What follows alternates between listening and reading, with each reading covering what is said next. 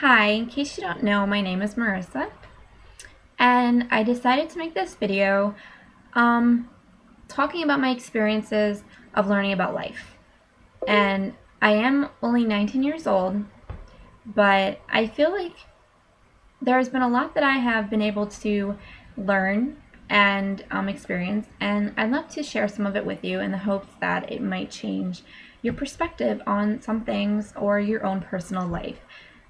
Um, this disclaimer for this is that this is my views. It's no one else's. These are mine. And I don't mean to offend anyone. And if I do, I truly apologize. I also do talk about God in here, so because I am a religious person, so I will bring his concepts into it. And I just hope that you take something out of it and that maybe it helps you look at something differently, even if it's just something really minor in your everyday life. I hope it does that for you. Because spending time trying to figure out all the little pieces and patterns of life and being happy, because I'm happy right now. I'm truly happy.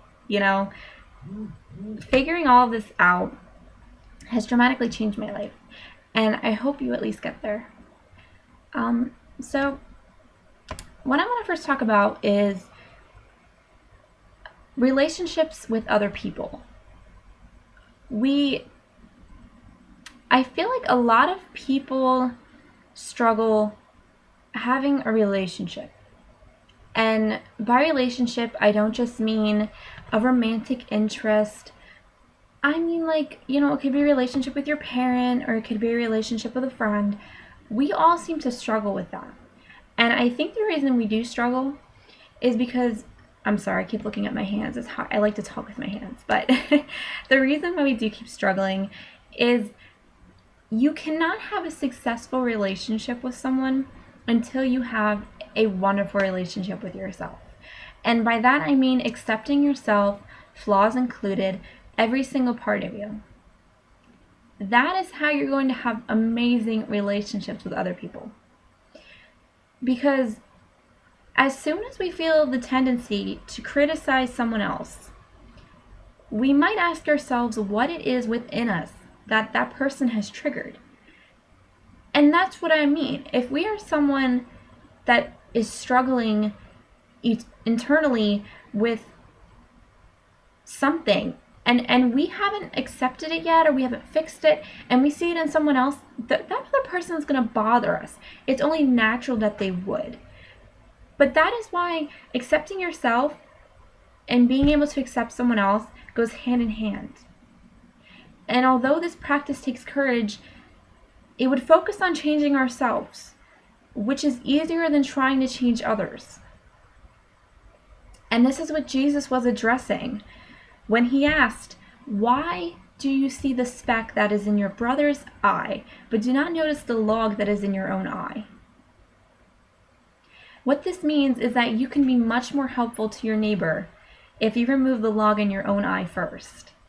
In fact, as long as you ignore the log in your own eye, you can't see anything clearly. In other words, accepting yourself, faults included, is a prerequisite to wisdom. So until you accept every single part of you, there's always going to be that barrier with every relationship you have with someone. You're always going to be in the position of having the quality of being a hypocrite. And it's always going to prevent you from having a successful relationship with something or someone. It's always going to stop you. And shifting to another topic, but that does relate, is accepting life. We all like to, quickly get agitated or frustrated or upset or mad with things that come our way that aren't what we want them to be, or they're messing with their lives, or this or that. And I am guilty of that. I'm guilty. Even though I'm only 19 years old, there has things that have gone in my life, and I'm frustrated, it's a natural feeling. But I've come to trust that when things don't look like they are going well, it's often because God has something better in store for me than what I had intended, what was in my mind. Usually I have to stop whining and accept whatever it is before I can accept what could be. You know, the saying is, whenever God closes a door, somewhere he opens a window. But you won't notice the window until you stop banging on the door. So what that means is, with every situation, it has the power to not be successful. But a window always opens, and it might not be the window you want. But if you keep staying at the door and you just keep banging on the door, you keep staying in the past, you're not going to notice the window, and you're not going to achieve something or experience something that would totally, dramatically change your life.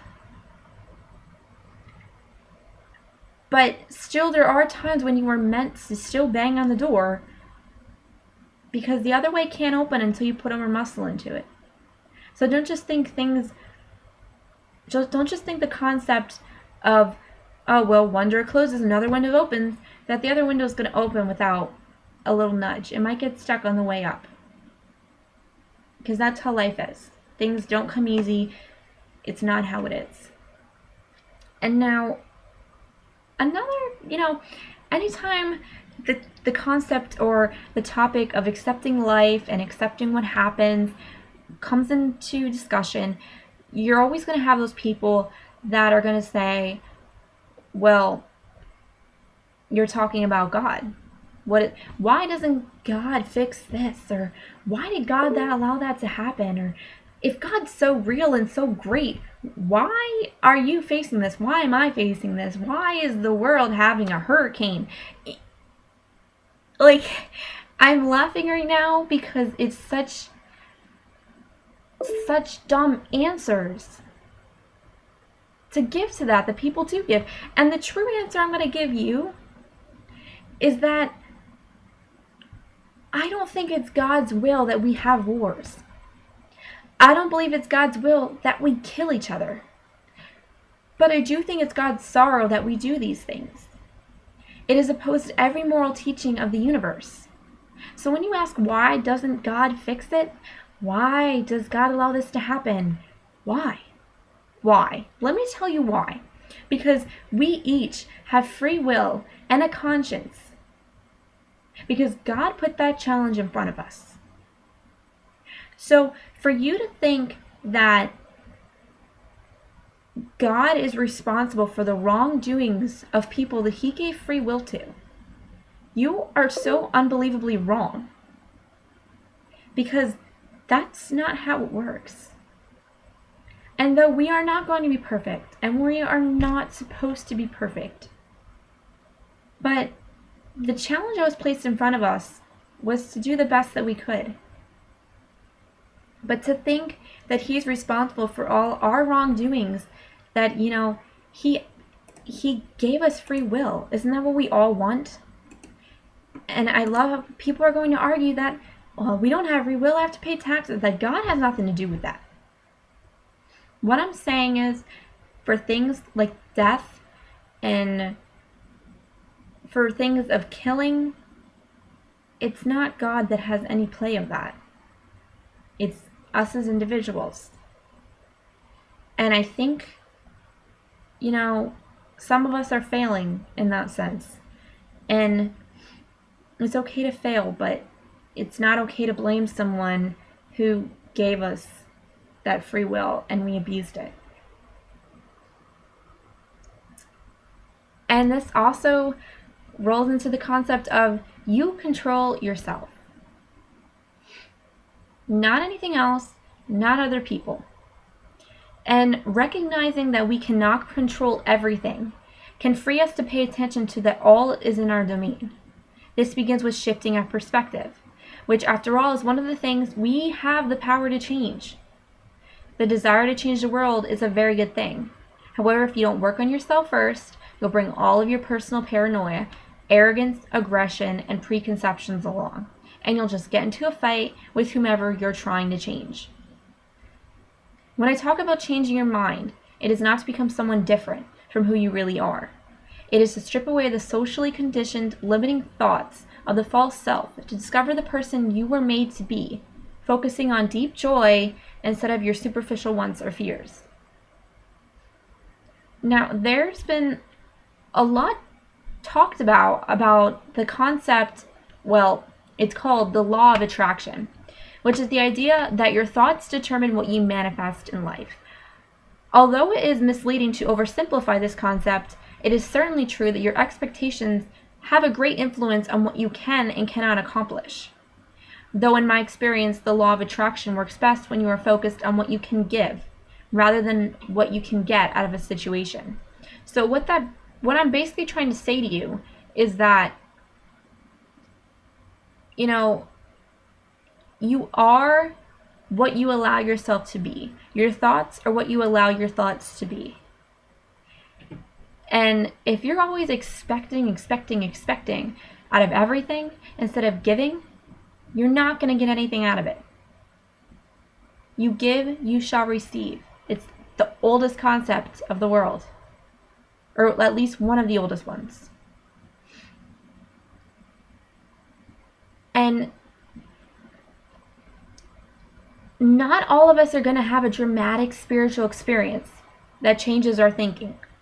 There's not going to be not all of us are going to have that, oh, the light bulb just went on, or, things like that. But cultivating an attitude of trust rather than anxiousness can make a huge difference in what we do experience. Trusting doesn't mean that nothing challenging will ever happen.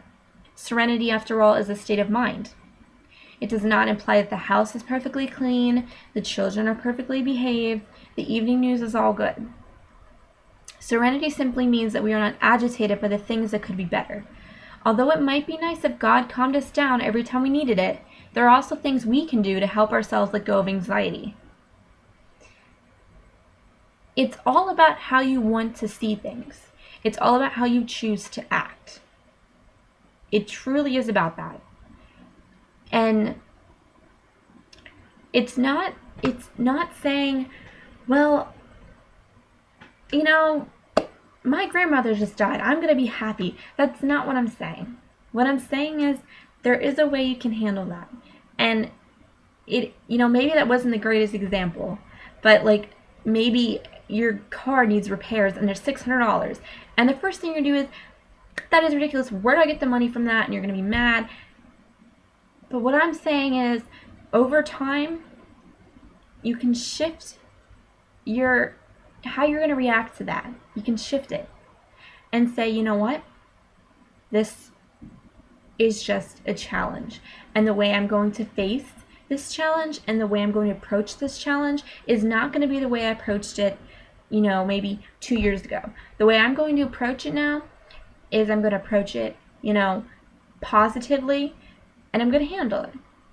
That's all it means. Doesn't mean that you're going to think something that's completely, devastating is the greatest thing in the world. It's not what I'm saying. What I'm saying is the way you look at something and the way you react to something can truly change, your life and reflect you and reflect onto someone else. It's amazing how much you can just change the way you see something, how much it can change you as a person and change how you interact with other people. And that brings us to society's ability to shape. We are a community, and the majority of us do pick up on the same things, and it's just part of when you put a group of people together,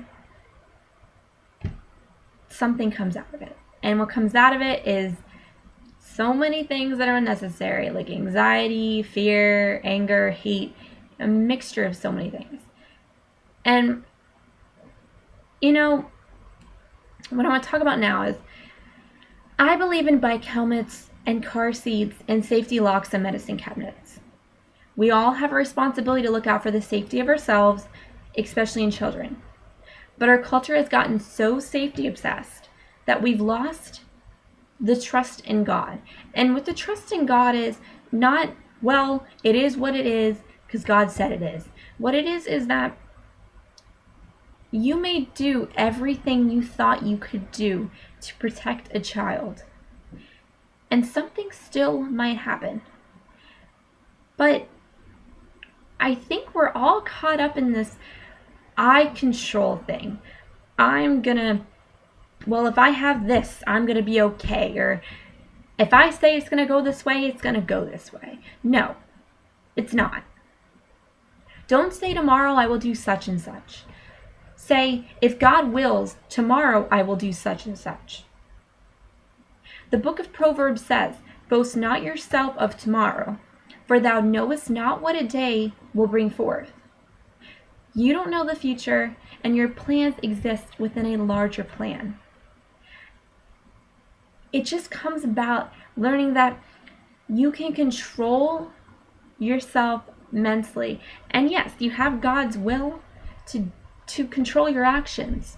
But when it comes to things that are out of your control, trust in God and you will find peace, and it will be so much easier to handle. Do not get caught up in fear, because this is what society wants. Society wants you to fear. That's how they thrive. It's all too easy to fear other people, whether because they're on the other side of town, the other side of a political conflict, or on the other side of the world. Dividing people into us and them is one of the common patterns of thought that's especially difficult to break. In fact, it may take a dramatic experience to enable us to see the humanity in those we have been taught to fear or hate. There are many negative messages in our culture, and although it may be impossible to avoid them altogether, we can consciously choose what we want to feed our minds. We can choose, do we want to believe in society's idea that we need to get wrapped up in fearing everything and, concept of certain races have this stereotype? No, that's the problem. It's the problem right there. Because that's what society wants you to have. Society wants you to fear. That's how they're going to make the money and the news at night. That's how like a group or a community or a cult is going to work, by your fear.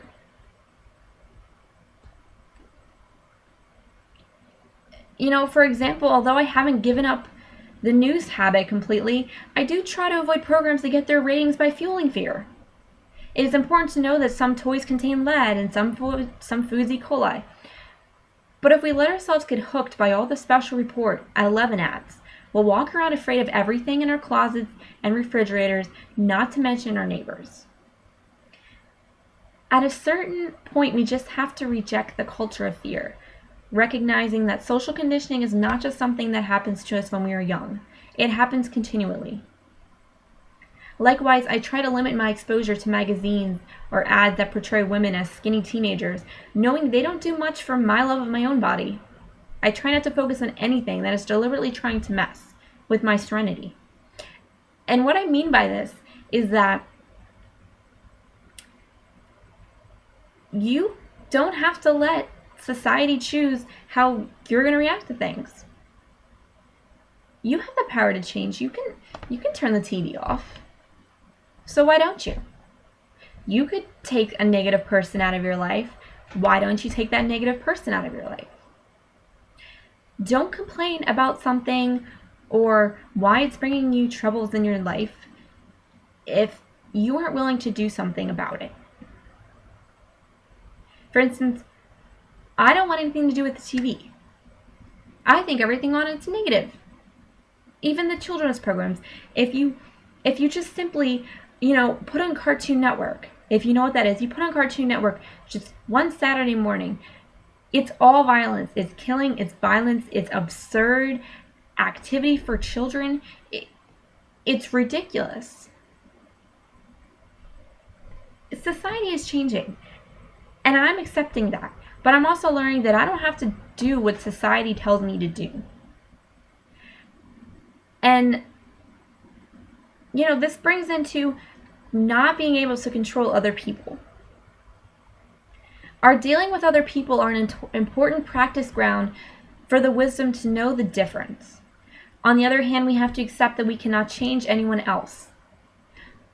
On the other hand, we need to realize that our behavior can influence others, and our behavior is in our control. Although what you do has an impact, accepting that you will never get people to do what you want 100% of the time is an important lesson in accepting the things you cannot change. You cannot control another's actions. The more you try to control another person and tell them you're making a bad decision, you're doing this wrong, the harder it will be for them to take responsibility for their own actions and do the right thing. Letting go doesn't mean that you're letting someone walk all over you. But sometimes, if you let go, the outcome you want is more likely to happen anyway. So, what I'm saying is, when it comes to people, you can't control them. You can't change them. And you know what? The best thing for you to do is not to sit there and say, well, this is why you're wrong. This is how you should act. You know, you're a bad person. Whatever you think that you think you know about and you think you should be saying is wrong. Because people will not realize their faults just because you tell them. You don't know your faults or your flaws or anything until you realize it yourself. And I think maybe we'd all have better relationships with people if we learned communication and the power of listening. And the concept, is to listen not offensively. And I think that's probably the hardest thing that everyone in this world seems to face. No one wants to listen to another person. No one wants to put themselves in someone else's shoes. Everyone's so quick to get angry or I'm right. I didn't do anything wrong. You don't take the time to listen. And I think most relationships would be saved or they would turn out differently if we would have taken the time to listen. To really listen to someone requires you to tap into your best self. You have to put aside your masks, your insecurities, and your projections, and just be present.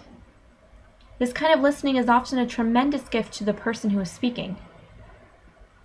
For all the time we spend talking on cell phones and chatting via email, most of us don't have that many occasions when another person gives us their undivided attention.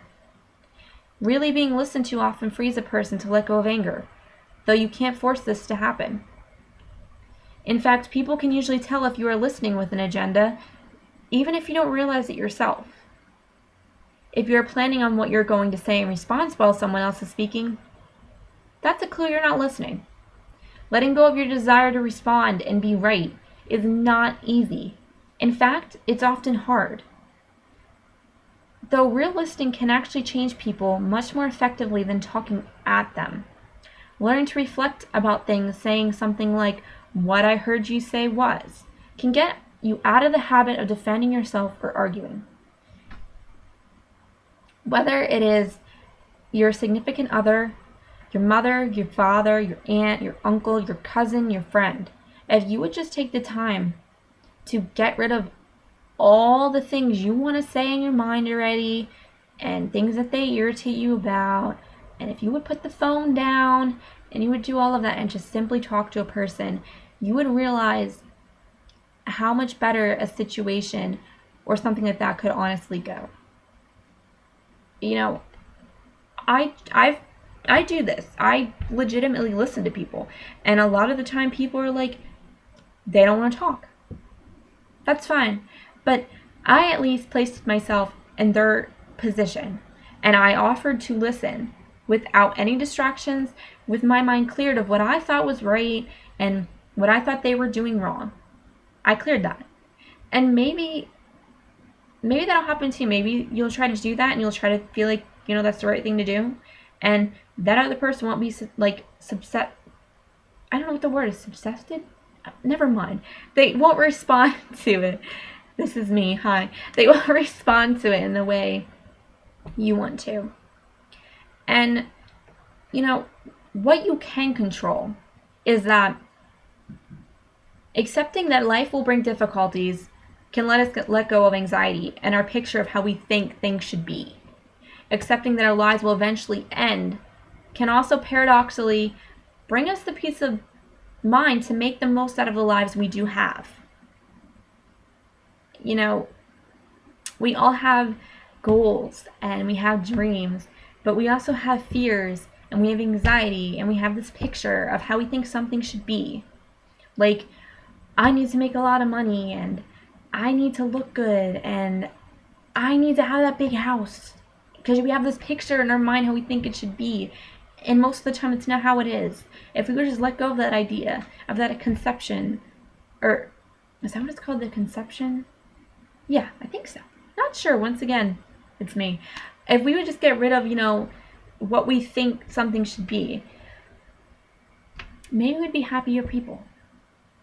Maybe if we looked around and we looked at our blessings and we appreciated them, maybe we wouldn't want something else so much.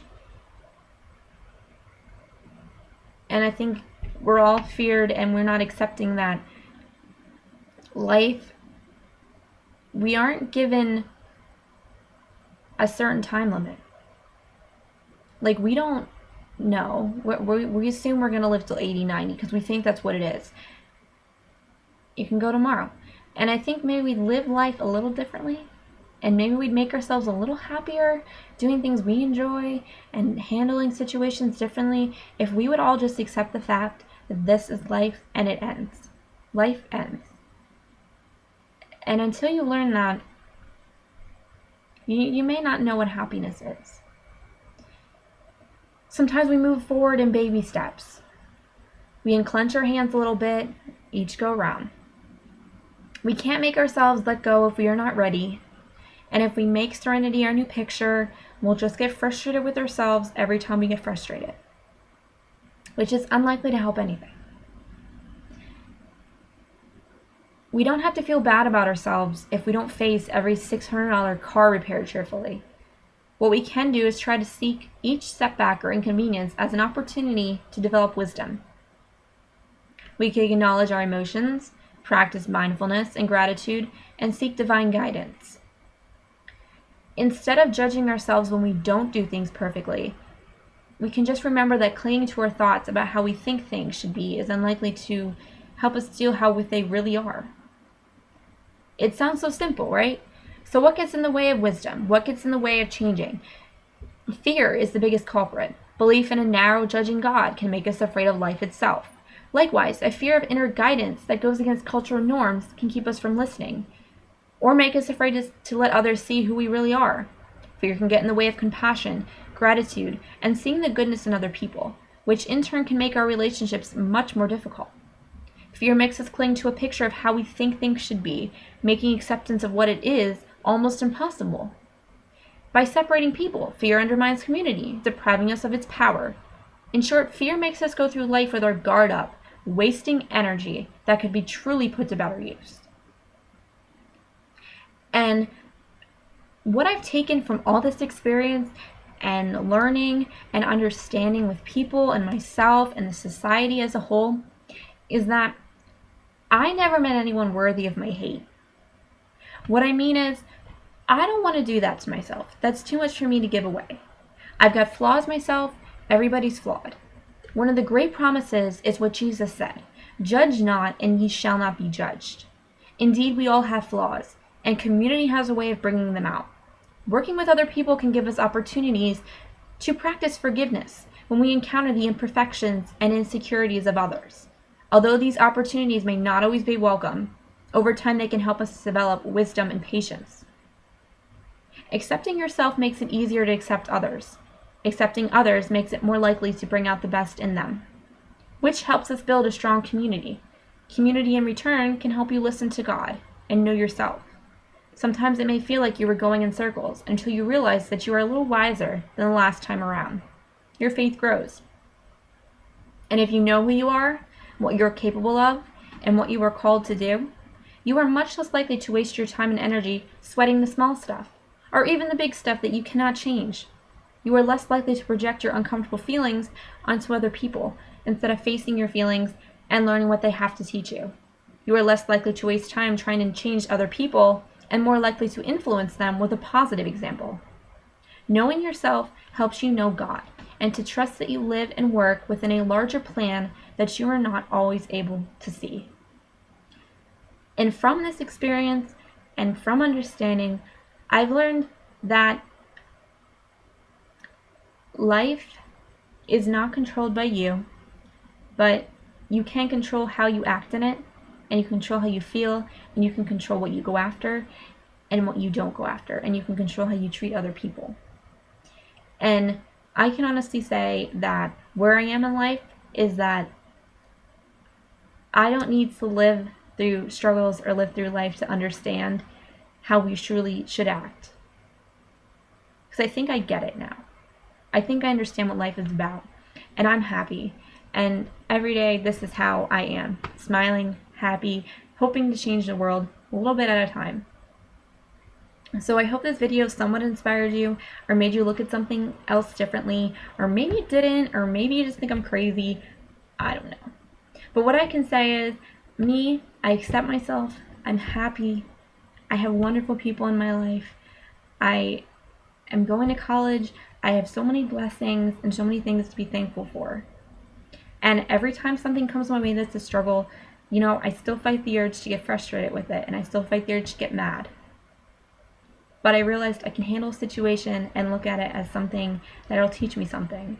And I'm so glad I have a way of looking at it like that now. Because life is truly different when you can look at something in a better light and not always get so upset about it. And I can pretty much leave you guys with the, you know, probably one of the greatest lines that you could truly live the rest of your life with. And that's trust in God. And trust that He knows your plan better than you think you know your plan. And forget about the picture you have in your mind and live life and do what's asked of you. Just trust in God.